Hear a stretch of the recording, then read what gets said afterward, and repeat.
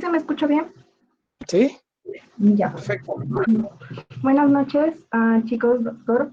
Hoy voy a exponer acerca de la displasia congénita de cadera, o como se conoce hoy en día, displasia del desarrollo de cadera. Ya les voy a explicar más adelante del porqué de este nombre. Para empezar, voy a hacer rápidamente, vamos a repasar algunos términos que nos van a ayudar a entender mucho mejor la exposición. Displasia, por ejemplo, se refiere a la normalidad de la forma de la articulación de la cadera, que es justamente la que conforma el acetábulo y la cabeza del fémur, o también como se conoce la articulación coxofemoral. Cuando hablamos de subluxable y dislocable nos referimos a que normalmente en reposo la cabeza del fémur está dentro del acetábulo, pero si nosotros hacemos ciertas maniobras, esta puede ser parcial o completamente pues dislocada o sacada de su posición. Cuando nos referimos a una subluxación, hablamos de que normalmente en reposo la cabeza femoral está parcialmente fuera del acetábulo, pero aún permanece en contacto con ella. Y cuando hablamos de una dislocación o luxación, como refieren algunos textos, ya no hay contacto entre estas dos estructuras. Para tener en claro esto, ahora ya entrando a lo que es la definición, tenemos que tener en cuenta que la cadera, pues, no, la articulación de la cadera, pues, no se va a desarrollar de un día para el otro. Es un proceso que dura no solo meses, sino años y que comienza en la vida fetal y termina en la pubertad, más o menos. Por eso decimos que es el espectro de condiciones relacionadas con el desarrollo de la cadera en bebés y en niños pequeños. En la vida fetal empieza con la formación y crecimiento del hueso, del cartílago, del músculo, de los ligamentos.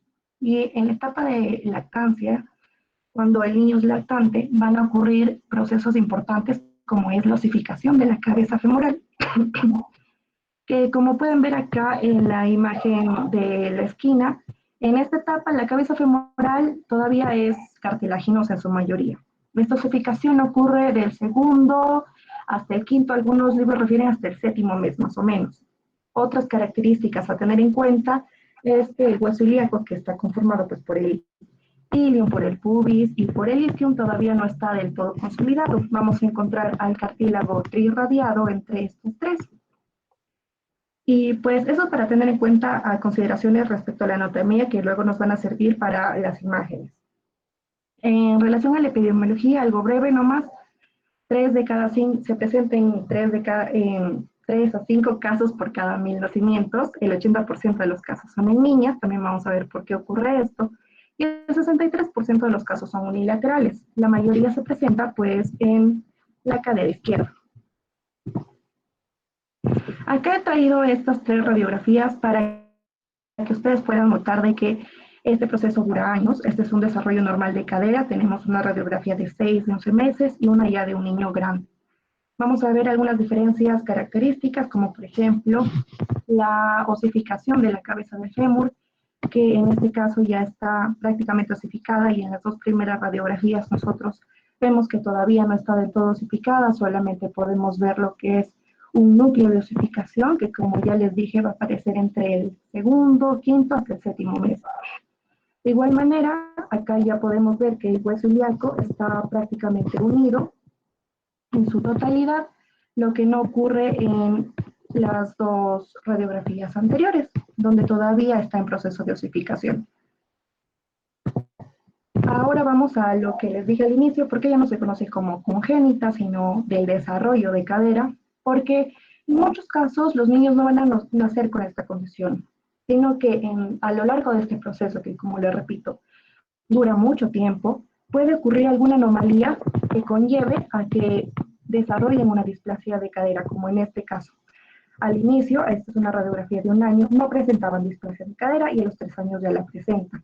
O en las radiografías de abajo, de igual manera, todavía no hay, a los 3 meses todavía no había ninguna anomalía y a los 13 meses ya se presenta esa anomalía. Acá hay algo también que notar, por ejemplo, acá no vemos no preosificación, que debería haber aparecido ya. Entonces, estas son algunas cosas para tener en cuenta. Respecto a la clasificación, bastante rápido, se divide en típico, teratológico y neuromuscular. El típico pues se da en niños sanos, es la forma más común, Y cuando hablamos de teratológico, significa que hay una causa de fondo. La causa más común es el síndrome de Down, que en la mayoría de fenotipos pues, de niños con síndrome de Down está incluido la pelvis displásica. Otra clasificación es la de una displasia del desarrollo de cadera neuromuscular que se debe a una debilidad en los músculos de las piernas o también lo puede ocasionar una espina bífida. Pero ahorita nos vamos a enfocar más en la típica, que es la más común. Ahora sí, vamos a la parte del diagnóstico. Esto es muy importante porque van a haber muchos exámenes que vamos a tener que realizar, que pedir, y tenemos que realizar, que saber en qué momento y qué exámenes tomar. Entonces, para eso he tratado de esquematizarlo de esta manera. Al inicio, en el primer mes, lo que nosotros podemos hacer es un examen clínico para empezar. Este examen clínico que se basa en ciertas maniobras que voy a mencionar más adelante, pero en esta etapa todavía no utilizamos radiografías, por ejemplo, y ustedes se preguntarán por qué. Pues básicamente porque en este periodo, en este primer mes, no vamos a tener una osificación visible, que no vamos a poder ver por la radiografía, no vamos a ver ciertas estructuras cartilaginosas, entonces la radiografía pues no nos va a ser muy útil, que digamos. Entonces, para no irradiar al neonato en vano para hacer un diagnóstico erróneo, es preferible todavía no pedir radiografía en ese momento. Entonces, ¿por qué no pedimos una ecografía? Básicamente por los falsos positivos. Lo que ocurre es que hay un porcentaje de niños, más o menos el 40%, que nacen con caderas inestables, pero estas se van a estabilizar en un periodo de 2 a 3 semanas. Entonces, ¿qué pasa si nosotros diagnosticamos a estos niños en este primer mes con una displasia del desarrollo de cadera, cuando en realidad era una cadera inestable que solita, sin ningún tipo de apoyo, se iba a estabilizar? Pues vamos a someter a ese bebé a un tratamiento que va a ser costoso para los padres y traumático para el neonato. Entonces, por eso es preferible realizar la ecografía a partir del día 21, se recomienda. Incluso hasta un mes, ¿no? Ya para asegurarnos bien. Y tenemos una ventana de oportunidad que va hasta el tercer al cuarto mes, más o menos. Más allá en adelante, tampoco es muy recomendable la ecografía, ya pasamos mejor a una radiografía, ya que vamos a ver estructuras mucho más osificadas y que no van a permitir pues una correcta visualización en la ecografía. Ahora sí que ya sabemos los tiempos, hay que saber cuándo pedirla, porque no es que a todos los niños que nazcan les vamos a hacer una ecografía o una radiografía. No, entonces tenemos que saber cuándo pedirla. Para empezar, cuando vemos anormalidades en el examen clínico, ¿ok? Cuando alguna de las maniobras que realizamos salen positivas, observamos algún aspecto raro en el niño, entonces ahí podemos pedir una ecografía pues para confirmar el diagnóstico. Pero hay que tener también en cuenta otra cosa, que la exploración clínica no va a descartar por sí sola una displasia del desarrollo de cadera. Tenemos que tener en cuenta un factor importante, o bueno, varios factores importantes, que son los factores de riesgo, que se dividirían pues en factores de riesgo mecánicos, en factores de riesgo funcionales y pues en factores de riesgo genéticos.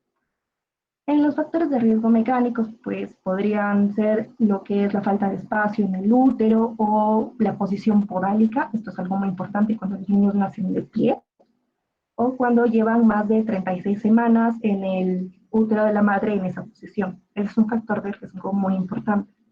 Un factor funcional vendría a ser pues la acción que tiene el estrógeno sobre el desarrollo de la cadera, porque el estrógeno va a actuar bloqueando la maduración del cartílago. Es por eso que tiene una mayor incidencia en niñas. ¿Ok? Esa era la razón. Otro factor de riesgo es cuando tenemos familiares cercanos que han sufrido de una displasia del desarrollo de cadera. ¿Ok? Entonces esas son las consideraciones. A partir del cuarto o tercer mes, pues ya nosotros pedimos mucho mejor una radiografía cuando ya la ecografía no nos resulta de mucha utilidad. En lo referente al examen clínico, pues no me voy a detener mucho en esto, voy a ir más a lo del tema de las imágenes. Tenemos examen o maniobras como la de Barlow y la de Ortolani, que básicamente uno trata de luxar la cadera y el otro trata de reducir la cadera. Estas se realizan hasta el segundo mes.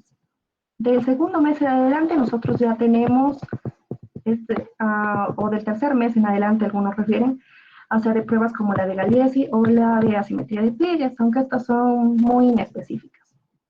Es ahí cuando entra a tallar nuestros métodos de imágenes. En lo referente a la ecografía vamos a tener dos tipos o dos técnicas, una estática o de Graf y una dinámica o de Hartley. Hoy en día estas dos se combinan mucho. En lo referente al protocolo de adquisición, pues ambas van a utilizar un transductor lineal que vamos a colocar en la cara lateral de la cadera, como pueden ver en las imágenes. En la cara lateral de la cadera que vamos a evaluar, el bebé tiene que estar en decúbito lateral.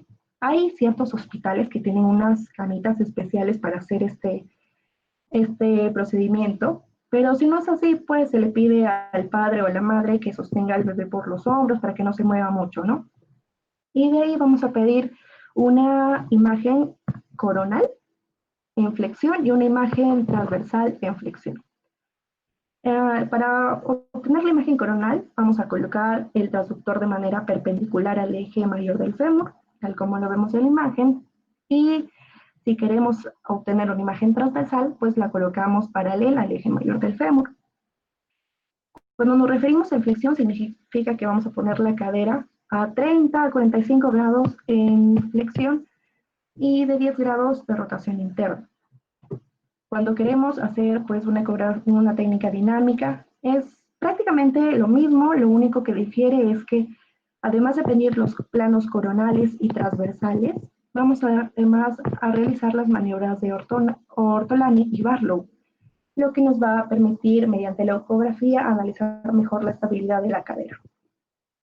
Entonces estas son las imágenes que vamos a observar. De nuevo, la imagen que más vamos a analizar es la imagen coronal en flexión, que es esta, que tiene esta formita más o menos de como cucharita, que es la que vamos a pasar ahorita a observar con mayor detenimiento, que está justamente acá. Entonces, acá ya vemos pues cómo es la técnica para realizarlo. Esta es una ecografía coronal estándar en flexión. Y lo que vamos a ver acá para empezar es, vamos a empezar reconociendo estructuras anatómicas.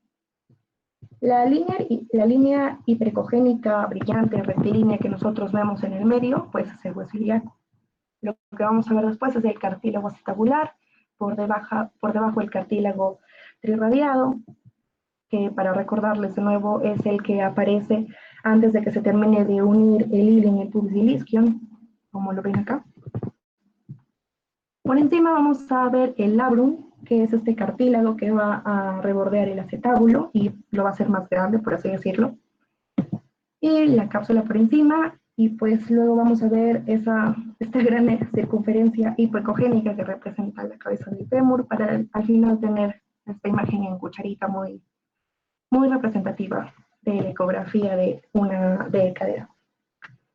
Ahora, esta imagen nos va a servir bastante para trazar ciertas líneas que nos van a permitir hacer ciertas mediciones.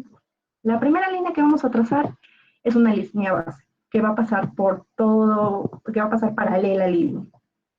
De ahí vamos a trazar dos oblicuos. La primera que va a venir desde el ilíaco hasta el reborde acetabular o hacia el piso del acetábulo, y la segunda que va a intersectar a la primera y va a pasar atravesando el labrum.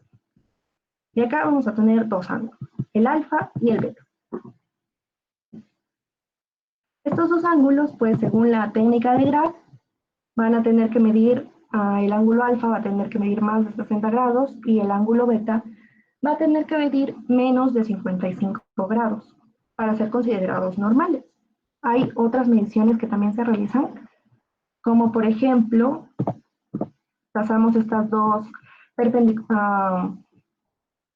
líneas que nos van a permitir medir la cobertura de la cabeza femoral según la fórmula de Tergesen, aunque no son muy usuales de que se haga esta medición, pero para avisarles que también existe, donde lo que tratamos de representar acá es que el acetábulo cubra más o menos un 50% o más del 50% a la cabeza del fémur.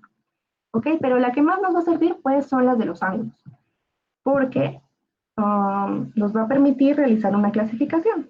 Antes de eso, acá, para hacerles una acotación, no todas las imágenes que vamos a ver en el ecógrafo van a estar de manera vertical como se los presenté. Hay algunos ecógrafos que lo van a presentar de manera horizontal. Entonces ahí pues es básicamente lo mismo, tenemos que también aprender a identificar los ángulos que van pues desde el ilíaco hasta el piso del acetábulo hasta el labrum, ¿no?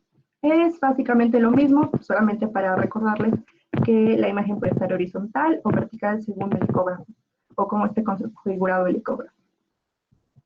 Entonces, como les decía, pues estos ángulos nos van a servir para esta clasificación, que es la clasificación de Graf. Es muy conocida cuando queremos evaluar una displasia de cadera. Este cuadro, pues en este cuadro pues van a intervenir el ángulo alfa, el ángulo beta y también el gamma. Pero como está un poco grande, ahorita mismo utilizo una versión más resumida en la que solamente tenemos 4 tipos. En el tipo número 1 tenemos una cadera morfológicamente normal, en el que el ángulo alfa es mayor de 60 grados, una cadera morfológicamente normal. En el tipo 2, pues vamos a tener una cadera inestable, en el que el ángulo alfa va a ser más o menos de 43 a 49 grados. La cadera tipo 3 es una cadera con subluxación, en la que el ángulo alfa va a venir menos de 43 grados. Y el último grado, el 4, es una cadera ya con luxación, como podemos ver acá, en la que en algunos casos el ángulo alfa ya no va a ser medible, no se va a poder medir. Acá tenemos varias imágenes ecográficas de todos estos tipos, ¿ok? Desde el 2A hasta el 4. Ahora mismo los ecógrafos pues te miden automáticamente los ángulos, tú solamente tienes que tener una buena técnica para poder llegar a la imagen que nosotros queremos, ni que esté muy adelante ni esté muy posterior. Entonces para eso se necesita experiencia. Pero al final la máquina es la que te va a calcular los ángulos, algo así. Entonces ahí nosotros ya podemos identificar a qué clasificación o a qué tipo de cadera corresponde la imagen que estamos viendo. ¿Ok? Entonces, vamos a pasar a lo de ventajas y desventajas de la ecografía.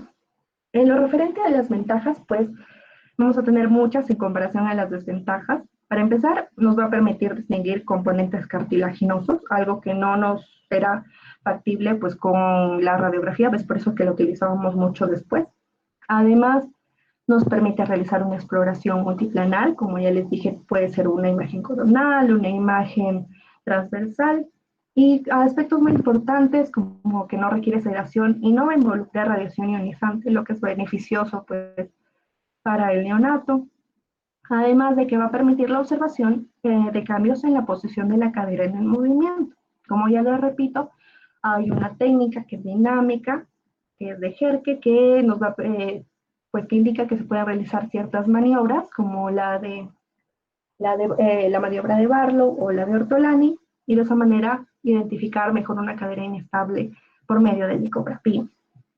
En cuanto a las desventajas, dos principales: la baja especificidad y que depende en gran medida del operador. Esto es muy importante porque no es una técnica que sea fácil de realizar, tal vez sea muy fácil, pero al tratar de nosotros obtener la imagen correcta, va a requerir una gran experiencia y una gran técnica, porque si nosotros tenemos una imagen que está mal ubicada, una imagen muy anterior, una imagen que está descuadrada, por así decirlo, vamos a medir mal los ángulos y esta medición pues nos va a llevar a un diagnóstico incorrecto. Entonces, por eso es que esta es una de las principales desventajas. Tiene que haber una capacitación de promedio para realizar la ecografía. Ahora, en lo referente a la exploración radiográfica, que es otra de las técnicas que se utilizan, pues acá les he traído esta imagen donde vamos a ver una cadera normal en el lado derecho y una cadera displásica en el lado izquierdo. ¿Ok? Entonces vamos a empezar a identificar las estructuras anatómicas. Tenemos el fémur, núcleo de osificación. Ahí pues vamos a tener el ilion, el pubis y el isquio. ¿Ok? Como les repito de nuevo, todavía no están del todo unidas. Tenemos acá el cartílago trirradiado, acá todavía no se ha osificado bien. Acá tenemos el núcleo de osificación que ya les dije que aparece hasta el 7º mes como máximo. Entonces, pues, todas estas estructuras anatómicas nos van a permitir guiarnos para trazar también ciertas directrices, más líneas. Pero estas son más fáciles de trazar. Tenemos para empezar la línea de Hilgenreiner o la línea H de horizontal, Hilgenreiner, para que se acuerden, una línea horizontal que va a unir los cartílagos triradiados, va a pasar por los cartílagos triradiados. Luego vamos a trazar las líneas de Perkins, que son líneas verticales o paradas, para que se acuerden, P de parada, P de Perkins, que van a pasar por el borde externo del acetábulo, ¿ok? A partir de la línea de Hilgenreiner, vamos a poder trazar dos líneas oblicuas que van a pasar por el techo acetabular y que nos va a permitir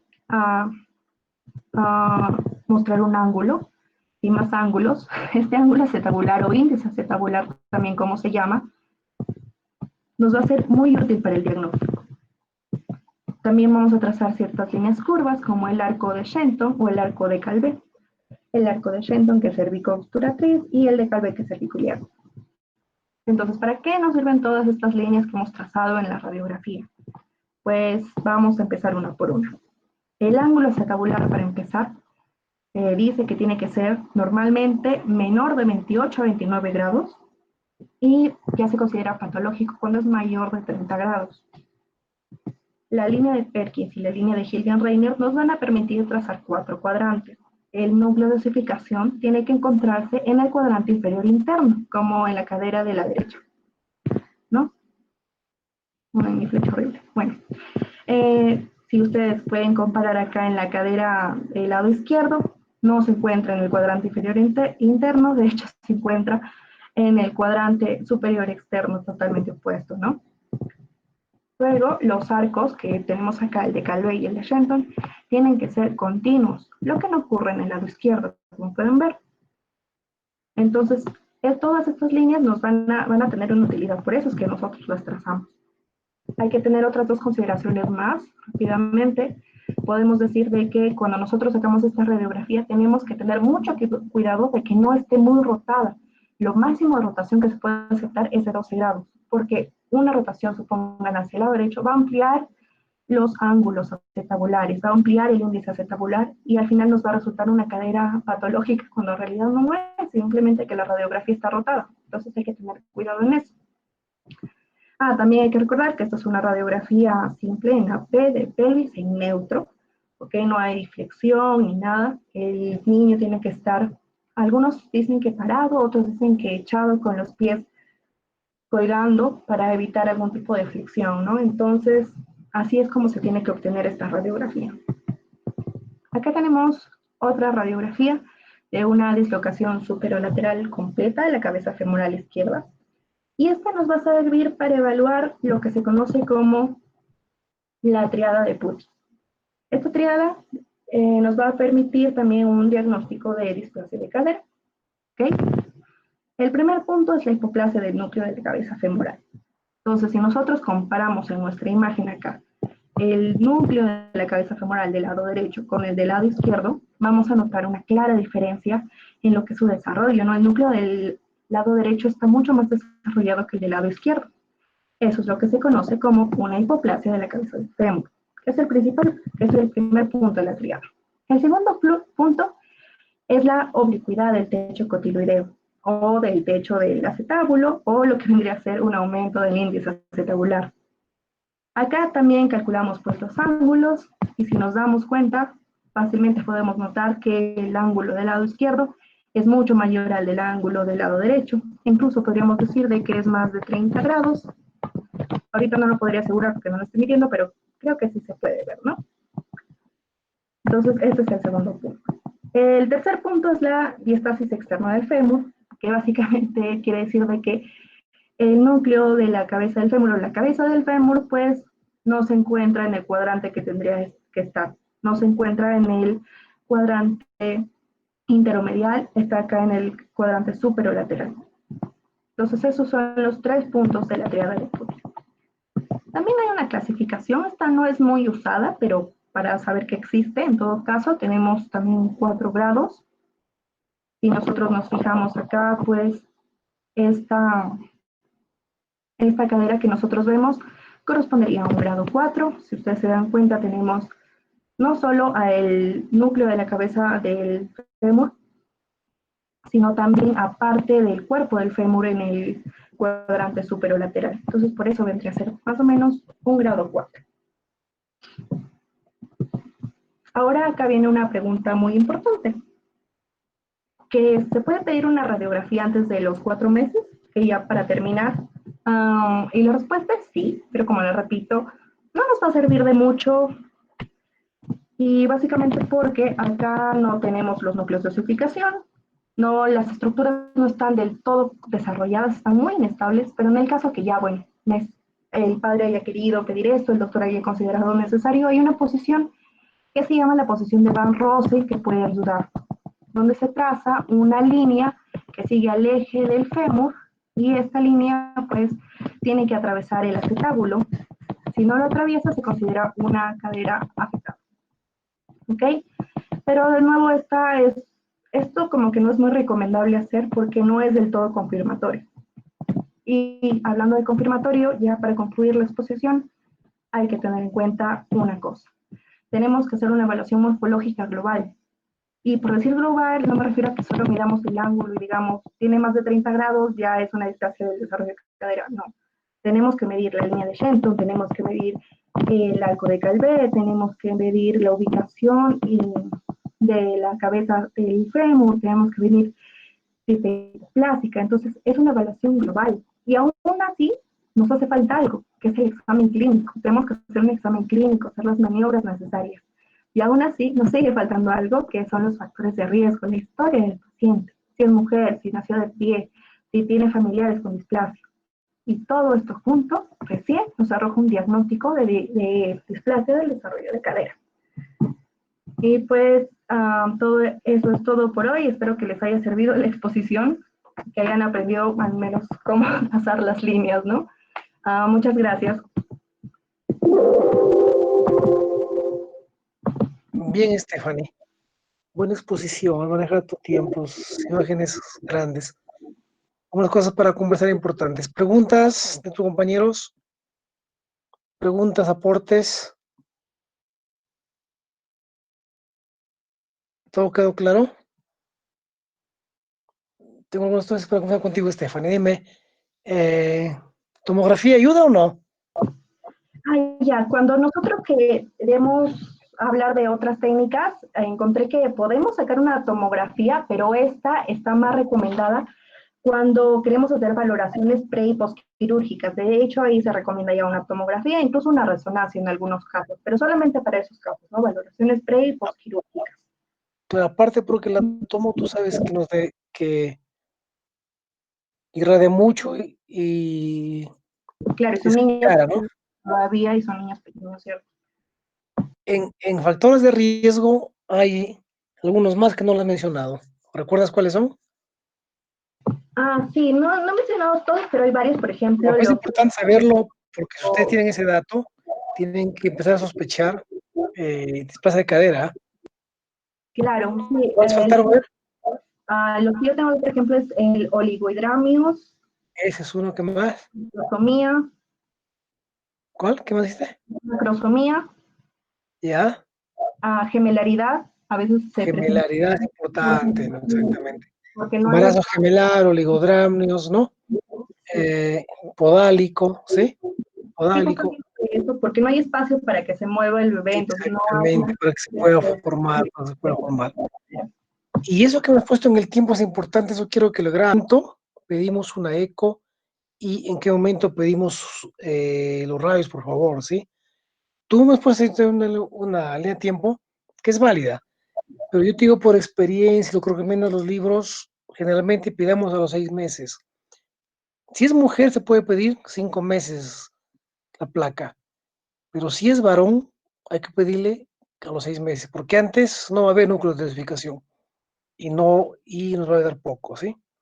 Por experiencia, antes de eso, pidan eco. No tiene sentido que le pidan placa, ¿sí? Que le pidan placa.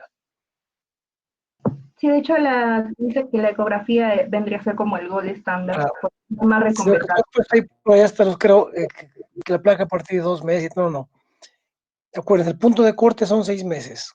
Si es mujercita, puede ser un mes antes.